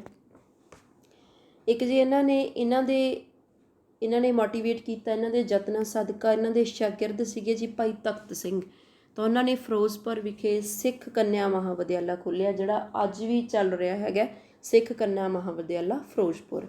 ਤਾਂ ਉੱਥੇ ਹੀ ਇਹਨਾਂ ਨੂੰ ਸਟੱਡੀ ਦੇ ਨਾਲ ਇੰਨਾ ਜ਼ਿਆਦਾ ਪਿਆਰ ਸੀਗਾ, ਤਾਂ ਉੱਥੇ ਇੱਕ ਲਾਇਬ੍ਰੇਰੀ ਬਣੀ ਹੋਈ ਹੈ ਜਿਹਦਾ ਨਾਮ ਹੈਗਾ ਜੀ ਗਿਆਨੀ ਦਿੱਤ ਸਿੰਘ ਨਾਮਕ ਲਾਇਬ੍ਰੇਰੀ। ਪੇਪਰ ਦੇ ਪੁਆਇੰਟ ਆਫ ਵਿਊ ਤੋਂ ਇਹ ਵੀ ਇੰਪੋਰਟੈਂਟ ਹੈ। ਇਹ ਤੁਹਾਨੂੰ ਪੁੱਛਿਆ ਜਾ ਸਕਦਾ ਹੈ ਕਿ ਸਿੱਖ ਕੰਨਿਆ ਮਹਾਵਿਦਿਆਲਾ ਕਿਹਨਾਂ ਨੇ ਖੋਲ੍ਹਿਆ? ਇਹ ਕਦੇ ਟਿੱਪਣੀ ਕਰਨਾ ਕਿ ਪ੍ਰੋਫੈਸਰ ਆਪਣੇ ਕੋਲ ਗਿਆਨੀ ਦਿੱਤ ਸਿੰਘ ਨੇ ਖੋਲ੍ਹਿਆ, ਨਹੀਂ ਜੀ, ਇਹ ਇਹਨਾਂ ਦੇ ਸ਼ਾਗਿਰਦ ਸੀਗੇ ਭਾਈ ਤਖਤ ਸਿੰਘ, ਤਾਂ ਉਹਨਾਂ ਨੇ ਇਹ ਖੁਲਵਾਇਆ ਸੀਗਾ ਜਿਹੜਾ ਹੈਗਾ ਸਿੱਖ ਕੰਨਿਆ ਮਹਾਵਿਦਿਆਲਾ। ਅਤੇ ਉੱਥੇ ਇੱਕ ਲਾਇਬ੍ਰੇਰੀ ਬਣੀ ਹੋਈ ਹੈ, ਕਿਹੜੀ ਲਾਇਬ੍ਰੇਰੀ? ਗਿਆਨੀ ਦਿੱਤ ਸਿੰਘ ਨਾਮ ਦੀ। ਆਹ ਜਿਹੜਾ ਪੁਆਇੰਟ ਹੈ ਜੀ ਇਹਨਾਂ ਵਾਸਤੇ ਬਹੁਤ ਹੀ ਜ਼ਿਆਦਾ ਇੰਪੋਰਟੈਂਟ ਹੈ ਕਿ ਇਹਨਾਂ ਨੇ ਸਵਾਮੀ ਦਿੱਤ ਸਿੰਘ ਜੀ ਇੰਨੀ ਮਹਾਨ ਸ਼ਖਸੀਅਤ ਸੀਗੇ, ਇਹਨਾਂ ਨੇ ਸਵਾਮੀ ਦਇਆਨੰਦ ਨੂੰ ਬਹਿਸਾਂ ਦੇ ਵਿੱਚ 3 ਵਾਰ ਹਰਾਇਆ ਸੀਗਾ। ਠੀਕ ਹੈ ਜੀ, ਇਹਨਾਂ ਦੀਆਂ ਬਹਿਸਾਂ ਦੇ ਨਾਲ ਰਿਲੇਟਡ ਕਿ ਕੀ ਉਹਨਾਂ ਦੇ ਪੁਆਇੰਟ ਸੀਗੇ, ਕੀ ਉਹਨਾਂ ਦੀ ਡਿਸਕਸ਼ਨ ਸੀਗੀ, ਇਹਦੇ ਨਾਲ ਰਿਲੇਟਡ ਤੁਹਾਨੂੰ ਜਾਣਕਾਰੀ ਜਿਹੜੀ ਹੈਗੀ ਆ ਬੁੱਕਸ ਦੇ ਵਿੱਚ ਵੀ ਪਈ ਹੈ, YouTube ਚੈਨਲਸ 'ਤੇ ਵੀ ਪਈ ਹੈ। ਤਾਂ ਤੁਸੀਂ ਕਿਸੇ ਵੀ YouTube ਚੈਨਲ 'ਤੇ ਸਰਚ ਕਰਕੇ ਤੁਸੀਂ ਇਹਨੂੰ ਜ਼ਰੂਰ ਦੇਖਿਓ ਕਿ ਇਹਨਾਂ ਦੀ ਬਹਿਸ ਕਿਹੜੇ ਪੁਆਇੰਟ ਦੇ ਉੱਪਰ ਹੁੰਦੀ ਹੈ। ਠੀਕ ਹੈ, ਫਿਰ ਵੀ ਮੈਂ ਤੁਹਾਨੂੰ ਜਿੰਨਾ ਕਿ ਇੰਪੋਰਟੈਂਟ ਬਣਦਾ ਉਹਨਾਂ ਕਿ ਤੁਹਾਨੂੰ ਮੈਂ ਦੱਸ ਦਿੰਦੀ ਹਾਂ ਕਿ ਜਿਹੜੇ ਗਿਆਨੀ ਦਿੱਤ ਸਿੰਘ ਜੀ ਹੈ, ਇਹਨਾਂ 'ਤੇ ਇਲਜ਼ਾਮ ਲੱਗਦਾ ਹੁੰਦਾ ਸੀ ਵੀ ਪਹਿਲਾਂ ਇਹ ਇਸੇ ਸੰਸਥਾ ਦੇ ਮਤਲਬ ਪ੍ਰਚਾਰਕ ਰਹੇ ਹੈ ਅਤੇ ਫਿਰ ਉਹਨਾਂ ਦਾ ਵਿਰੋਧ ਕਰਨਾ ਸ਼ੁਰੂ ਕਰਤਾ, ਹੈ ਨਾ। ਇਹਨਾਂ ਨੇ ਵਿਰੋਧ ਕਿਉਂ ਕੀਤਾ? ਕਿਉਂਕਿ ਜਿਹੜੇ ਆਪਣੇ ਕੋਲ ਸਵਾਮੀ ਦਇਆਨੰਦ ਜੀ, ਇਹਨਾਂ ਦੀ ਇੱਕ ਪੁਸਤਕ ਸੀਗੀ ਸੱਤਿਆ ਪ੍ਰਕਾਸ਼, ਪੁਸਤਕ ਦਾ ਨਾਮ ਸੀਗਾ ਜੀ ਸੱਤਿਆ ਪ੍ਰਕਾਸ਼। ਉਸ ਪੁਸਤਕ ਦੇ ਵਿੱਚ ਕਹਿੰਦੇ ਵੀ ਗੁਰੂ ਨਾਨਕ ਦੇਵ ਜੀ ਬਾਰੇ ਅਤੇ ਜਿਹੜੇ ਬਾਣੀ ਕਰਤਾ ਜਿਨ੍ਹਾਂ ਨੇ ਆਪਣੀ ਬਾਣੀ ਲਿਖੀ ਹੈ ਉਹਨਾਂ ਬਾਰੇ ਕੁਛ ਟਿੱਪਣੀਆਂ ਕੀਤੀਆਂ ਹੋਈਆਂ ਸੀਗੀਆਂ ਜਿਹੜੀਆਂ ਕਿ ਗਿਆਨੀ ਦਿੱਤ ਸਿੰਘ ਨੂੰ ਸਹੀ ਨਹੀਂ ਲੱਗੀਆਂ। ਤਾਂ ਇਹਨਾਂ ਮਸਲਿਆਂ ਨੂੰ ਲੈ ਕੇ ਉਹਨਾਂ ਦੀ ਜਿਹੜੀ ਬਹਿਸ ਆ ਉਹ ਹੋਈ ਹੈ ਅਤੇ ਬਹਿਸ ਦੇ ਵਿੱਚ ਇਹਨਾਂ ਦਾ ਇੰਨਾ ਮਹਾਨ ਕਾਰਜ ਰਿਹਾ ਹੈ ਕਿ ਗਿਆਨੀ ਦਿੱਤ ਸਿੰਘ ਜੀ ਨੇ ਸਵਾਮੀ ਦਇਆਨੰਦ ਨੂੰ 1 ਵਾਰ ਨਹੀਂ 2 ਵਾਰ ਨਹੀਂ 3 ਵਾਰ ਜਿਹੜਾ ਹੈਗਾ ਧਾਰਮਿਕ ਬਹਿਸਾਂ ਦੇ ਵਿੱਚ ਹਰਾਇਆ ਗਾ। ਇੱਥੋਂ ਵੀ ਤੁਸੀਂ ਇਹਨਾਂ ਦੀ ਸ਼ਖਸੀਅਤ ਦਾ ਅੰਦਾਜ਼ਾ ਲਗਾ ਸਕਦੇ ਹੋ ਕਿ ਕਿੰਨੇ ਮਹਾਨ ਪਰਸਨ ਨੇ ਇਹ। ਠੀਕ ਹੈ ਜੀ, ਅੱਗੇ ਦੇਖਦੇ ਆਪਾਂ ਇਹਨਾਂ ਦੀਆਂ ਰਚਨਾਵਾਂ। ਗਿਆਨੀ ਦਿੱਤ ਸਿੰਘ ਜੀ ਜੋ ਆਪਾਂ ਸ਼ੁਰੂ ਤੋਂ ਡਿਸਕਸ ਕਰਦੇ ਆ ਰਹੇ ਹਾਂ ਕਿ ਇਹਨਾਂ ਨੂੰ ਵਿੱਦਿਆ ਦੇ ਨਾਲ, ਐਜੂਕੇਸ਼ਨ ਦੇ ਨਾਲ ਬਹੁਤ ਜ਼ਿਆਦਾ ਪਿਆਰ ਸੀਗਾ। ਤਾਂ ਉਸੇ ਦੇ ਤਹਿਤ ਇਹਨਾਂ ਨੇ 32 ਪੁਸਤਕਾਂ ਦੇ ਕਰੀਬ ਜਿਹੜੀ ਹੈਗੀ ਆ ਪੁਸਤਕ ਰਚਨਾ ਕੀਤੀ ਹੈ।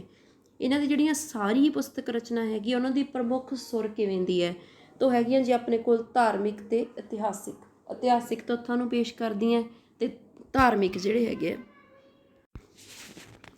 ਅੱਗੇ ਦੇਖਦੇ ਹਾਂ ਜੀ ਆਪਾਂ ਇਹਨਾਂ ਦੀ ਵਾਰਤਕ ਰਚਨਾ ਦਾ ਆਸ਼ਾ ਕੀ ਹੈ, ਇਹਨਾਂ ਦੀ ਵਾਰਤਕ ਰਚਨਾ ਦਾ ਮਨੋਰਥ ਕੀ ਹੈਗਾ। ਤਾਂ ਉਹ ਆਪਣੇ ਕੋਲ ਹੈਗਾ ਜੀ ਸਿੱਖੀ ਦੇ ਸ਼ੁੱਧ ਰੂਪ ਨੂੰ ਦੁਹਰਾਉਣਾ। ਤਾਂ ਸਿੱਖੀ ਨੂੰ ਪੇਸ਼ ਕਰਨ ਲਈ ਬਹੁਤ ਸਾਰੇ ਲੋਕ ਸੀਗੇ, ਪਰ ਜਿਹੜਾ ਸਿੱਖੀ ਦਾ ਸ਼ੁੱਧ ਰੂਪ ਹੈ ਉਹਨੂੰ ਪੇਸ਼ ਕਰਨ ਦੀ ਕੋਸ਼ਿਸ਼ ਸੀਗੀ ਜੀ ਆਪਣੇ ਕੋਲ ਗਿਆਨੀ ਦਿੱਤ ਸਿੰਘ ਜੀ ਦੀ। ਠੀਕ ਹੈ ਜੀ, ਤਾਂ 2 ਪੁਆਇੰਟ ਤੁਸੀਂ ਇਹਨਾਂ ਦੇ ਯਾਦ ਰੱਖਣੇ। ਇੱਕ ਤਾਂ ਇਹਨਾਂ ਦੀ ਵਾਰਤਕ ਰਚਨਾ ਦੀ ਪ੍ਰਮੁੱਖ ਸੁਰ ਕੀ ਹੈ ਅਤੇ ਇੱਕ ਇਹਨਾਂ ਦੀ ਵਾਰਤਕ ਰਚਨਾ ਦਾ ਆਸ਼ਾ ਜਿਹੜਾ ਹੈ ਉਹ ਮਨੋਰਥ ਕੀ ਹੈਗਾ। ਅੱਗੇ ਦੇਖਦੇ ਹਾਂ ਜੀ ਆਪਾਂ ਇਹਨਾਂ ਦੀਆਂ ਪ੍ਰਸਿੱਧ ਰਚਨਾਵਾਂ। ਤਾਂ ਪ੍ਰਸਿੱਧ ਰਚਨਾਵਾਂ ਦੇ ਵਿੱਚ ਇਹਨਾਂ ਨੇ ਬਹੁਤ ਤਰ੍ਹਾਂ ਦੀਆਂ ਪੁਸਤਕਾਂ ਲਿਖੀਆਂ, ਜਿਵੇਂ ਸਿਧਾਂਤਕ ਪੁਸਤਕਾਂ, ਹੈ ਨਾ, ਸ਼ਹੀਦੀ ਸੰਬੰਧੀ ਪੁਸਤਕਾਂ, ਅੰਧ ਵਿਸ਼ਵਾਸ ਦਾ ਖੰਡਨ ਕਰਦੀਆਂ ਪੁਸਤਕਾਂ, ਸਾਰੀਆਂ ਨੂੰ ਆਪਾਂ ਡਿਸਕਸ ਕਰਾਂਗੇ। ਤਾਂ ਪਹਿਲਾਂ ਆਪਾਂ ਦੇਖਦੇ ਇਹਨਾਂ ਦੀਆਂ ਸਿਧਾਂਤਕ ਪੁਸਤਕਾਂ। ਜਿਹੜੀਆਂ ਇਹਨਾਂ ਦੀਆਂ ਸਿਧਾਂਤਕ ਪੁਸਤਕਾਂ ਉਹਨਾਂ 'ਚ ਕਿਹੜੀਆਂ ਪੁਸਤਕਾਂ ਆਉਂਦੀਆਂ, ਇਹਨਾਂ ਦੇ ਜਸਟ ਤੁਸੀਂ ਜਿਹੜੇ ਨਾਮ ਹੈ ਉਹ ਪੇਪਰ ਦੇ ਪੁਆਇੰਟ ਆਫ ਵਿਊ ਤੋਂ ਯਾਦ ਰੱਖਣੇ ਹੈ। ਤਾਂ ਨੀਤੀ ਪ੍ਰਕਾਸ਼, ਪੰਥ ਸੁਧਾਰਕ, ਬਿਨੇ ਪੱਤਰ, ਸੁਲਤਾਨ ਪਵਾੜਾ, ਮੇਰਾ ਤੇ ਸਾਧੂ ਦਇਆਨੰਦ ਦਾ ਵਿਵਾਦ, ਇੱਥੇ ਮੇਰਾ ਆਏਗਾ, ਦਲੇਰ ਸਿੰਘ, ਡਰਪੋਕ ਸਿੰਘ, ਸਵੱਪਨ ਨਾਟਕ, ਅਬਲਾ ਨਾਰੀ, ਐਂਡ ਨੈਕਸਟ ਆਪਣੇ ਕੋਲ ਆਉਂਦਾ ਜੀ ਗੁੱਗਾ ਗਪੌੜ, ਹੈ ਨਾ, ਦੰਭ ਵਿਡਾਰਨ, ਸੈਲਾਨੀ ਸਿੰਘ, ਪ੍ਰਤਿਗਿਆ ਪਾਲਨ, ਦਿੱਤ ਹਰੀ ਉਪਦੇਸ਼ ਮਾਲਾ, ਮਨ ਸੰਬੋਧਨ ਗ੍ਰੰਥ। ਇੰਨੀਆਂ ਹੈਗੀਆਂ ਜਿਹਨਾਂ ਦੀਆਂ ਸਿਧਾਂਤਕ ਪੁਸਤਕਾਂ, ਅਤੇ ਇਹਨਾਂ ਸਾਰੀਆਂ ਦੇ ਜਿਹੜੇ ਨਾਮ ਹੈ ਤੁਸੀਂ ਯਾਦ ਰੱਖਣੇ ਹੈ। ਇਹਦੇ ਵਿੱਚੋਂ ਜਿਹੜੀ ਗੁੱਗਾ ਗਪੌੜਾ ਇਹ ਇਹਨਾਂ ਦੀ ਬਹੁਤ ਪ੍ਰਸਿੱਧ ਪੁਸਤਕ ਹੈ। ਦੰਭ ਵਿਡਾਰਨ ਇਹ ਵੀ ਇਹਨਾਂ ਦੀ ਪ੍ਰਸਿੱਧ ਪੁਸਤਕ ਹੈ। ਜਿਹੜੇ ਆ ਸੈਲਾਨੀ ਸਿੰਘ ਹੈ ਇਹ 2 ਪਾਰਟ ਦੇ ਵਿੱਚ ਇਹਨਾਂ ਦੀ ਪੁਸਤਕ ਆਈ ਹੈ, ਪਾਰਟ 1 ਐਂਡ ਪਾਰਟ 2। ਅੱਗੇ ਆਪਾਂ ਦੇਖਦੇ ਹਾਂ ਜੀ ਇਹਨਾਂ ਦੀਆਂ ਜਿਹੜੀਆਂ ਹੈਗੀਆਂ ਸ਼ਹੀਦੀ ਸੰਬੰਧੀ ਪੁਸਤਕਾਂ। ਅਤੇ ਇਹਨਾਂ ਨੇ ਸ਼ਹੀਦੀ ਸੰਬੰਧੀ ਕਿਹੜੀਆਂ ਪੁਸਤਕਾਂ ਲਿਖੀਆਂ ਹੈਗੀਆਂ। ਸ਼ਹੀਦੀ ਸੰਬੰਧੀ ਇਹਨਾਂ ਦੀਆਂ ਹੈਗੀਆਂ ਜੀ ਮੀਰਾ ਕੋਟੀਏ, ਭਾਈ ਮਹਿਤਾਬ ਸਿੰਘ ਦੀ ਸ਼ਹੀਦੀ, ਭਾਈ ਤਾਰੂ ਸਿੰਘ ਦੀ ਸ਼ਹੀਦੀ, ਤਾਰਾ ਸਿੰਘ ਦੀ ਸ਼ਹੀਦੀ, ਭਾਈ ਬੋਤਾ ਸਿੰਘ ਦੀ ਸ਼ਹੀਦੀ, ਭਾਈ ਸੁਬੇਗ ਸਿੰਘ ਦੀ ਸ਼ਹੀਦੀ ਅਤੇ ਸਿੱਖ ਬੱਚੇ ਦੀ ਸ਼ਹੀਦੀ। ਇਹ ਇਹਨਾਂ ਦੀਆਂ ਸ਼ਹੀਦੀ ਸੰਬੰਧੀ ਪੁਸਤਕਾਂ ਹੈਗੀਆਂ। ਅੱਗੇ ਦੇਖਦੇ ਹਾਂ ਜੀ ਆਪਾਂ ਇਹਨਾਂ ਦੀ ਇੱਕ ਟ੍ਰਿਕ ਜੀ ਬਣਾਈ ਸੀਗੀ ਕਿ ਜਿਹੜੀਆਂ ਪ੍ਰਬੋਧ ਨਾਲ ਰਿਲੇਟਡ ਪੁਸਤਕਾਂ ਉਹਨਾਂ ਨੂੰ ਇਕੱਠੀਆਂ ਮੈਂ ਲਿਖਤਾ ਤਾਂ ਕਿ ਤੁਹਾਨੂੰ ਯਾਦ ਕਰਨੀਆਂ ਸੌਖੀਆਂ ਹੋ ਜਾਣ। ਅਤੇ ਇਹਨਾਂ ਦੀਆਂ ਪ੍ਰਬੋਧ ਪੁਸਤਕਾਂ ਕਿਹੜੀਆਂ ਨੇ? ਦੁਰਗਾ ਪ੍ਰਬੋਧ, ਰਾਜ ਪ੍ਰਬੋਧ, ਹੈ ਨਾ, ਗੁਰਮਤਿ ਆਰਤੀ ਪ੍ਰਬੋਧ, ਪੰਥ ਪ੍ਰਬੋਧ, ਨਕਲੀ ਸਿੰਖ ਪ੍ਰਬੋਧ, ਹੈ ਨਾ, ਗੁਰੂ ਨਾਨਕ ਪ੍ਰਬੋਧ, ਗੁਰਬਾਣੀ ਪ੍ਰਬੋਧ ਅਤੇ ਪੰਮਾ ਪ੍ਰਬੋਧ। ਇਹ ਹੈਗੀਆਂ ਆਪਣੇ ਕੋਲ ਜਿਹੜੀਆਂ ਹੈਗੀਆਂ ਇਹਨਾਂ ਦੀਆਂ ਪ੍ਰਬੋਧ ਪੁਸਤਕਾਂ। ਇਹਦੇ ਵਿੱਚ 2 ਪੁਸਤਕਾਂ ਹੋਰ ਐਡ ਕਰ ਲਓ, ਉਹਨਾਂ ਨੂੰ ਮੈਂ ਮੈਂਸ਼ਨ ਨਹੀਂ ਕੀਤਾ। ਉਹ ਹੈਗੀਆਂ ਜਿਹੜੀਆਂ ਗੁਰਬਾਣੀ ਦੀ ਵਿਆਖਿਆ ਕਰਦੀਆਂ। ਤਾਂ ਇੱਕ ਤੁਹਾਡੇ ਕੋਲ ਹੈਗੀ ਹੈ ਜੀ ਗੁਰਬਾਣੀ ਪ੍ਰਬੋਧ ਅਤੇ ਇੱਕ ਹੈਗੀ ਹੈ ਸ਼੍ਰੀ ਗੁਰੂ ਅਰਜਨ ਪ੍ਰਬੋਧ। ਇਹ ਦੋਨੋਂ ਪੁਸਤਕਾਂ ਤੁਸੀਂ ਇਹਨਾਂ ਪੁਸਤਕਾਂ ਦੇ ਵਿੱਚ ਹੀ ਐਡ ਕਰ ਲੈਣੀਆਂ ਹੈਗੀਆਂ। ਅੱਗੇ ਆਉਂਦੀਆਂ ਜੀ ਤੁਹਾਡੇ ਕੋਲ ਇਹਨਾਂ ਦੀਆਂ ਮਨੋਵਿਗਿਆਨਿਕ ਪੁਸਤਕਾਂ। ਤਾਂ ਮਨੋਵਿਗਿਆਨਿਕ ਪੁਸਤਕਾਂ ਇਹਨਾਂ ਦੀਆਂ ਕਿਹੜੀਆਂ? ਨੀਤੀ ਪ੍ਰਕਾਸ਼ ਅਤੇ ਮਨ ਸੰਬੋਧਨ ਗ੍ਰੰਥ। ਇਹ 2 ਇਹਨਾਂ ਦੀਆਂ ਮਨੋਵਿਗਿਆਨਿਕ ਪੁਸਤਕਾਂ ਨੇ।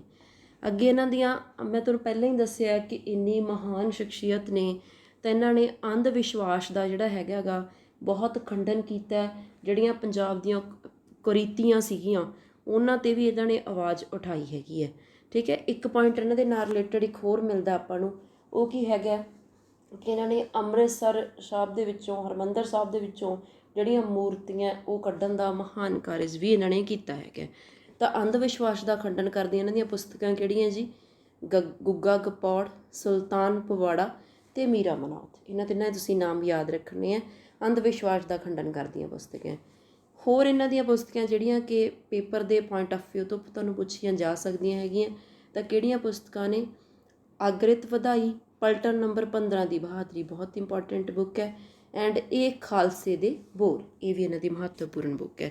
ਇਹਨਾਂ ਨੂੰ ਵੀ ਤੁਸੀਂ ਯਾਦ ਕਰਨਾ ਹੈਗਾ। ਅੱਗੇ ਗਿਆਨੀ ਦਿੱਤ ਸਿੰਘ ਨੇ ਜੀਵਨੀਆਂ ਲਿਖੀਆਂ ਜੀ। ਕਿਹਨਾਂ ਦੀਆਂ ਜੀਵਨੀਆਂ ਇਹਨਾਂ ਨੇ ਲਿਖੀਆਂ? ਇਹ ਤੁਸੀਂ ਇੱਕ ਟ੍ਰਿਕ ਦੇ ਤੌਰ 'ਤੇ ਯਾਦ ਕਰ ਲਿਓ ਕਿ ਪਹਿਲੇ, ਤੀਜੇ, ਪੰਜਵੇਂ, ਸੱਤਵੇਂ ਅਤੇ 8ਵੇਂ ਗੁਰੂ ਦੀਆਂ ਇਹਨਾਂ ਨੇ ਜੀਵਨੀਆਂ ਲਿਖੀਆਂ। ਮਤਲਬ ਈਵਨ ਵਿੱਚੋਂ ਛੱਡੀ ਜਾਇਓ, ਦੂਜਾ, ਚੌਥਾ, ਛੇਵਾਂ, ਹੈ ਨਾ, ਔਡ ਨੰਬਰਸ। ਪਹਿਲੇ ਗੁਰੂ, ਤੀਜੇ ਗੁਰੂ ਸਾਹਿਬਾਨ, ਪੰਜਵੇਂ ਗੁਰੂ ਸਾਹਿਬਾਨ, ਸੱਤਵੇਂ ਗੁਰੂ ਸਾਹਿਬਾਨ ਅਤੇ ਇਸ ਤੋਂ ਬਾਅਦ ਹੈਗੇ 8ਵੇਂ ਗੁਰੂ ਸਾਹਿਬਾਨ। ਅਤੇ ਪਲੱਸ ਇੱਕ ਇਹਨਾਂ ਨੇ ਹੋਰ ਜਿਹੜੀ ਆਪਣੇ ਕੋਲ ਰਚਨਾ ਲਿਖੀ ਹੈ ਉਹ ਤੁਹਾਡੇ ਕੋਲ ਹੈਗੀ ਹੈ ਜੀ ਕਲਗੀਧਰ ਉਪਕਾਰ। ਇਹ ਆਪਣੇ ਕੋਲ ਹੈਗੀ ਹੈ ਜਿਨ੍ਹਾਂ ਦੀ 10ਮ ਗੁਰੂ ਜੀ, ਗੁਰੂ ਜਿਹੜੇ ਹੈਗੇ ਗੁਰੂ ਗੋਬਿੰਦ ਸਿੰਘ ਜੀ ਦੀ ਰਚਨਾ ਇਹਨਾਂ ਨੇ ਕੀਤੀ ਹੈ। ਗੁਰੂ ਗੋਬਿੰਦ ਸਿੰਘ ਜੀ ਨੂੰ ਗੁਰੂ ਗੋਬਿੰਦ ਸਿੰਘ ਦੀ ਜਗ੍ਹਾ 'ਤੇ ਇਹਨਾਂ ਨੇ ਕਲਗੀਧਰ ਕਹਿ ਕੇ ਸਤਿਕਾਰਿਆ ਅਤੇ ਉਹਨਾਂ ਦੀ ਜਿਹੜੀ ਜੀਵਨੀ ਉਹਨਾਂ ਨੇ ਲਿਖੀ ਹੈਗੀ ਹੈ ਕਲਗੀਧਰ ਉਪਕਾਰ ਪੁਸਤਕ। ਠੀਕ ਹੈ ਜੀ, ਇਹ ਸੀਗੀਆਂ ਜੀ ਇਹਨਾਂ ਦੀਆਂ ਜੀਵਨੀਆਂ। ਅੱਗੇ ਦੇਖਦੇ ਹਾਂ ਜੀ ਆਪਾਂ ਇਹਨਾਂ ਦੀ ਇੱਕ ਹੋਰ ਪ੍ਰਸਿੱਧ ਰਚਨਾ ਜਿਹੜੀ ਹੈਗੀ ਹੈ ਉਹ ਆਪਣੇ ਕੋਲ ਆਉਂਦੀ ਹੈ ਜੀ ਸਵਪਨ ਨਾਟਕ। ਸਵਪਨ ਨਾਟਕ ਇਹਨਾਂ ਨੇ 1887 ਦੇ ਵਿੱਚ ਲਿਖੀ ਰਚਨਾ ਹੈ। ਠੀਕ ਹੈ ਜੀ, ਇਹ ਰਚਨਾ ਇਹਨਾਂ ਨੇ ਕਿਉਂ ਅਤੇ ਕਿਵੇਂ ਲਿਖੀ ਹੈ? ਜਿਹੜੇ ਪ੍ਰੋਫੈਸਰ ਗੁਰਮੁਖ ਸਿੰਘ ਜੀ ਆ ਉਹਨਾਂ ਨੂੰ ਕਿਸੇ ਕਾਰਨ ਕਰਕੇ ਸਿੱਖ ਪੰਥ ਦੇ ਵਿੱਚੋਂ ਛੇਕਿਆ ਗਿਆ ਸੀਗਾ। ਤਾਂ ਫਿਰ ਉਸ ਸਮੇਂ ਦੇ ਵਿੱਚ ਗਿਆਨੀ ਦਿੱਤ ਸਿੰਘ ਜੀ ਆ ਜਿਹੜੇ ਉਹਨਾਂ ਨੇ ਡਟ ਕੇ ਸਾਥ ਦਿੱਤਾ ਸੀਗਾ ਪ੍ਰੋਫੈਸਰ ਗੁਰਮੁਖ ਸਿੰਘ ਦਾ। ਤਾਂ ਇਸ ਸੱਚਾਈ ਨੂੰ ਪੇਸ਼ ਕਰਨ ਦੇ ਲਈ ਉਹਨਾਂ ਨੇ ਇੱਕ ਇਹ ਨਾਟਕ ਰਚਿਆ ਸੀ ਸਵਪਨ ਨਾਟਕ। ਇਹ ਹਾਸਰਸੀ ਵਿਅੰਗ ਸੀਗਾ। ਹਾਸਰਸੀ ਮਤਲਬ ਮਹਿਸੂਸ ਵੀ ਨਾ ਹੋਵੇ ਅਤੇ ਗੱਲ ਵੀ ਸਾਰੀ ਕਹੀ ਜਾਵੇ। ਇਸ ਵੇਲੇ ਇਹਨਾਂ ਨੇ ਹਾਸਰਸੀ ਵਿਅੰਗ ਦੇ ਵਿੱਚ ਸੱਚ ਨੂੰ ਪੇਸ਼ ਕੀਤਾ ਸੀ ਇਸ ਨਾਟਕ ਦੇ ਵਿੱਚ। ਇਹਨਾਂ ਦੀ ਬਹੁਤ ਜ਼ਿਆਦਾ ਇੰਪੋਰਟੈਂਟ ਰਚਨਾ ਜੀ ਸਵਪਨ ਨਾਟਕ 1887 ਦੇ ਵਿੱਚ ਆਉਂਦੀ ਹੈ। ਅਤੇ ਕਿਉਂ ਲਿਖੀ ਗਈ? ਪ੍ਰੋਫੈਸਰ ਗੁਰਮੁਖ ਸਿੰਘ ਨੂੰ ਪੰਥ ਵਿੱਚੋਂ ਛੇਕਣ ਕਰਕੇ ਉਹਨਾਂ ਦੇ ਨਾਲ ਇਹ ਡਟ ਕੇ ਖੜੇ ਸੀਗੇ। ਅੱਗੇ ਇਹਨਾਂ ਦੀ ਹੋਰ ਮਹੱਤਵਪੂਰਨ ਕਿਰਤ ਹੈ ਆਪਣੇ ਕੋਲ ਸਿੰਘਣੀਆਂ ਦੇ ਸਿਦਕ। ਇਹ ਵੀ ਇਹਨਾਂ ਦੀ ਮਹੱਤਵਪੂਰਨ ਇਤਿਹਾਸਿਕ ਪੁਸਤਕ ਹੈ। ਕਿਵੇਂ ਦੀ ਪੁਸਤਕ ਹੈਗੀ ਹੈ ਜੀ? ਇਹ ਇਤਿਹਾਸਿਕ, ਸਿੰਘਣੀਆਂ ਦੇ ਸਿਦਕ।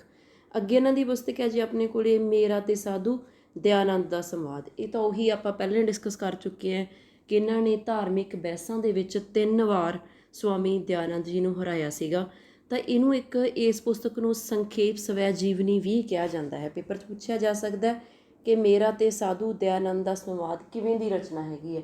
ਤਾਂ ਇਹ ਆਪਣੇ ਕੋਲ ਹੈਗੀ ਹੈ ਜੀ ਸੰਖੇਪ ਸਵੈ ਜੀਵਨੀ। ਠੀਕ ਹੈ ਜੀ, ਕਿਵੇਂ ਲਿਖੀ ਗਈ ਹੈ ਇਹ? ਖੰਡਨ ਮੰਡਨ ਸ਼ੈਲੀ ਦੇ ਵਿੱਚ। ਠੀਕ ਹੈ ਜੀ, ਤਾਂ ਇਹਦੇ ਵਿੱਚ ਇਹਨਾਂ ਨੇ ਜਿਹੜਾ ਵੀ ਸਾਧੂ ਦਿਆਨੰਦ ਦੇ ਨਾਲ ਗਿਆਨੀ ਜੀ ਦਾ ਸੰਵਾਦ ਹੋਇਆ, ਜਿਹੜੀ ਇਹਨਾਂ ਦੀ ਵਾਰਤਾਲਾਪ ਹੋਈ ਹੈ ਉਹਦੀ ਡਿਸਕਸ਼ਨ ਕੀਤੀ ਗਈ ਹੈਗੀ ਹੈ। 2 ਗੱਲਾਂ ਤੁਸੀਂ ਯਾਦ ਕਰਨੀਆਂ ਇਹਦੇ ਬਾਰੇ। ਇੱਕ ਤਾਂ ਇਹ ਸੰਖੇਪ ਸਵੈ ਜੀਵਨੀ ਹੈ ਅਤੇ ਦੂਸਰੀ ਇਹ ਖੰਡਨ ਮੰਡਨ ਸ਼ੈਲੀ ਦੇ ਵਿੱਚ ਲਿਖੀ ਗਈ ਹੈ। ਅਗਲੀ ਜਿਹੜੀ ਇਹਨਾਂ ਦੀ ਪੁਸਤਕ ਹੈਗੀ ਹੈ ਜੀ ਆਪਣੇ ਕੋਲੇ ਦੰਭ ਵਿਡਾਰਨ, ਬਹੁਤ ਹੀ ਜ਼ਿਆਦਾ ਇੰਪੋਰਟੈਂਟ ਹੈਗੀ ਹੈ। ਤਾਂ ਇਸ ਪੁਸਤਕ ਦੇ ਵਿੱਚ ਕੀ ਹੈਗਾ? ਇਹ ਪੁਸਤਕ ਸਵਾਮੀ ਦਿਆਨੰਦ ਦੀ ਪੁਸਤਕ ਸੀਗੀ ਸੱਤਿਆ ਪ੍ਰਕਾਸ਼, ਹੈ ਨਾ। ਉਹਦੇ 'ਚ ਇਹਨਾਂ ਨੇ ਗੁਰੂ ਨਾਨਕ ਦੇਵ ਜੀ ਬਾਰੇ ਅਤੇ ਬਾਣੀ ਕਰਤਾ ਬਾਰੇ ਕੁਛ ਟਿੱਪਣੀਆਂ ਕੀਤੀਆਂ ਸੀਗੀਆਂ। ਤਾਂ ਉਸ ਟਿੱਪਣੀਆਂ ਦਾ ਇਹਨਾਂ ਨੇ ਵਿਰੋਧ ਕਰਨ ਦੇ ਵਜੋਂ ਪੁਸਤਕ ਲਿਖੀ ਸੀਗੀ ਜਿਹੜੀ ਕਿ ਦੰਭ ਵਿਡਾਰਨ ਹੈਗੀ ਹੈ।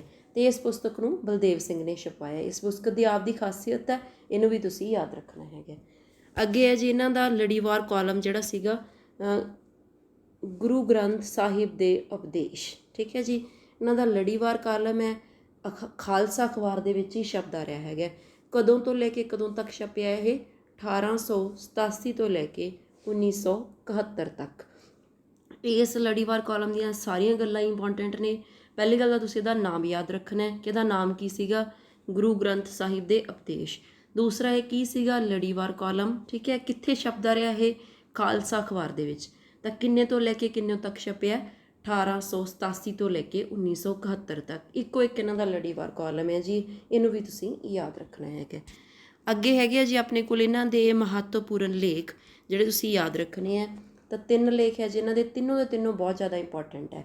ਤਾਂ ਪਹਿਲਾ ਲੇਖ ਆਪਣੇ ਕੋਲ ਆਉਂਦਾ ਹੈਗਾ ਸਿੱਖ ਕੌਮ ਦੇ ਭਾਈਆਂ ਦਾ ਉਲਟਾ ਖਿਆਲ, ਠੀਕ ਹੈ ਜੀ। ਦੂਸਰਾ ਆਪਣੇ ਕੋਲ ਲੇਖ ਜਿਹੜਾ ਆਉਂਦਾ ਹੈਗਾ ਉਹ ਹੈਗਾ ਪੰਜਾਬੀ ਭਾਸ਼ਾ ਅਤੇ ਪੰਜਾਬ ਦੀ ਉੱਨਤੀ। ਤੀਸਰਾ ਆਪਣੇ ਕੋਲ ਲੇਖ ਇਹਦਾ ਆਉਂਦਾ ਜੀ ਰਬਾਬ ਮਗਾਉਣ ਦਾ ਬਿਰਤਾਂਤ। ਜਿਹੜਾ ਹੈਗਾ ਪੰਜਾਬੀ ਭਾਸ਼ਾ ਅਤੇ ਪੰਜਾਬ ਦੀ ਉੱਨਤੀ, ਇਹਦੇ ਵਿੱਚ ਜਿਹੜੇ ਆਰੀਆ ਸਮਾਜ ਦੇ ਵਿੱਦਿਆ ਕੇਂਦਰ ਹੈ ਉਹਨਾਂ ਦੇ ਵਿੱਚ ਜਿਹੜੀ ਪੰਜਾਬੀ ਭਾਸ਼ਾ ਦੀ ਲਈ ਮਤਲਬ ਕੁਛ ਉਹ ਐਕਸਟਰਾ ਐਫਰਟਸ ਨਹੀਂ ਕਰਦੇ, ਉਸ ਚੀਜ਼ ਦਾ ਵਿਰੋਧ ਕੀਤਾ ਗਿਆ ਹੈਗਾ, ਠੀਕ ਹੈ ਜੀ। ਤਿੰਨੋਂ ਦੇ ਜਿਹੜੇ ਲੇਖ ਨੇ ਬਹੁਤ ਇੰਪੋਰਟੈਂਟ ਹੈ, ਇਹਨਾਂ ਦੇ ਨਾਮ ਤੁਸੀਂ ਯਾਦ ਕਰਨੇ ਹੈ। ਇੱਕ ਚੀਜ਼ ਹੋਰ ਹੈ, ਅਗਰ ਤੁਸੀਂ ਇਹਨਾਂ ਨੂੰ ਪੜ੍ਹ ਲਓਗੇ ਤਾਂ ਤੁਹਾਨੂੰ ਗਿਆਨੀ ਦਿੱਤ ਸਿੰਘ ਦੀ ਮਤਲਬ ਉਹਨਾਂ ਦੀ ਸ਼ੈਲੀ, ਭਾਸ਼ਾ, ਇਹਨਾਂ ਚੀਜ਼ਾਂ ਦੀ ਸਮਝ ਆ ਜਾਏਗੀ। ਤਾਂ ਮੈਂ ਤੁਹਾਨੂੰ ਸੁਜੈਸਟ ਕਰਦੀ ਹਾਂ ਕਿ ਇਹਦੇ ਵਿੱਚੋਂ ਅਗਰ ਤਿੰਨੋਂ ਨਹੀਂ ਤਾਂ ਜਿਹੜਾ ਰਬਾਬ ਮਗਾਉਣ ਦਾ ਬਿਰਤਾਂਤ ਹੈ, ਇਹ ਪੰਜਾਬ ਸਕੂਲ ਐਜੂਕੇਸ਼ਨ ਬੋਰਡ ਦੀ ਬੁੱਕ ਦੇ ਵਿੱਚ ਲੱਗਿਆ ਹੋਇਆ, ਇਹਨੂੰ ਤੁਸੀਂ ਜ਼ਰੂਰ ਜਿਹੜਾ ਹੈਗਾ ਪੜ੍ਹਨਾ ਹੈ, ਰਬਾਬ ਮਗਾਉਣ ਦੇ ਬਿਰਤਾਂਤ ਨੂੰ, ਠੀਕ ਹੈ ਜੀ। ਅੱਗੇ ਇਹਨਾਂ ਬਾਰੇ ਇੱਕ ਚੀਜ਼ ਹੋਰ ਐਡ ਕਰ ਲਓ, ਉਹ ਮੈਂ ਆਈ ਥਿੰਕ ਇੱਥੇ ਮੈਂਸ਼ਨ ਨਹੀਂ ਕੀਤੀ ਹੈਗੀ। ਉਹ ਕੀ ਹੈਗੀ ਹੈ ਕਿ ਇਹਨਾਂ ਦੀ ਭਾਸ਼ਾ ਮਤਲਬ ਕਿਹੜੀ ਭਾਸ਼ਾ ਦੇ ਵਿੱਚ ਇਹਨਾਂ ਨੇ ਰਚਨਾ ਕੀਤੀ ਹੈ। ਅਤੇ ਇਹਨਾਂ ਦੀ ਭਾਸ਼ਾ ਮੁੱਖ ਤੌਰ 'ਤੇ ਹੈਗੀ ਹੈ ਜੀ ਬਰਜੀ ਭਾਸ਼ਾ, ਪਰੰਤੂ ਜਿਹੜੀ ਵਾਰਤਕ ਰਚਨਾ ਇਹਨਾਂ ਦੀ ਉਹ ਪੰਜਾਬੀ ਭਾਸ਼ਾ ਦੇ ਵਿੱਚ ਹੈਗੀ ਹੈ ਨਾ। ਫਿਰ ਸ਼ੈਲੀ ਕਿਵੇਂ ਤਰ੍ਹਾਂ ਦੀ ਇਹਨਾਂ ਦੀ ਭਾਸ਼ਾ ਬਾਰੇ ਤੁਸੀਂ ਯਾਦ ਰੱਖਣਾ ਕਿ ਮੁੱਖ ਬਰਜੀ ਭਾਸ਼ਾ ਹੈਗੀ ਅਤੇ ਜਿਹੜੀ ਵਾਰਤਕ ਰਚਨਾ ਉਹ ਪੰਜਾਬੀ ਭਾਸ਼ਾ ਦੇ ਵਿੱਚ ਮਿਲਦੀ ਹੈ।